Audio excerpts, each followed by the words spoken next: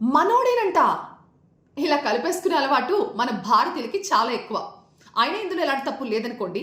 అలా ఇప్పుడు మనవాళ్ల లిస్టులోకి చేరిపోయాడు ఇరాన్ సుప్రీం అయతుల్లా ఖమేనీ.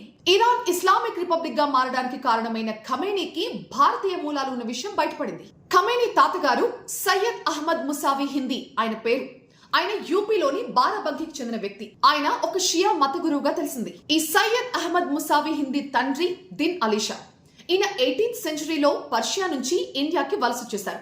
అలా ఇండియాకు వచ్చి యూపీలోని బారాబంకీ జిల్లాకి దగ్గరలో ఉన్న కింటూర్ అనే గ్రామంలో స్థిరపడ్డారు. అక్కడ ఖమేనీ తాతగారు అహ్మద్ ముసావి హిందీ జన్మించారు.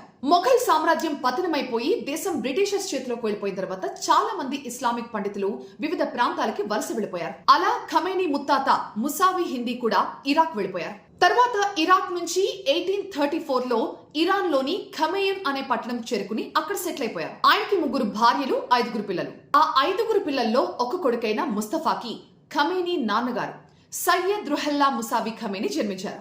ఆయనకి 1939లో ఖమేనీ జన్మించారు. తన భారతీయ మూలాలకి గుర్తుగా ఖమేనీ తాతగారైన సయ్యద్ అహ్మద్ ముసావి తన పేరు చివర హిందీ అని పెట్టుకున్నారట.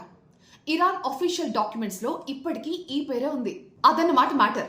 మొత్తానికి ఖమేనీ మనోడే.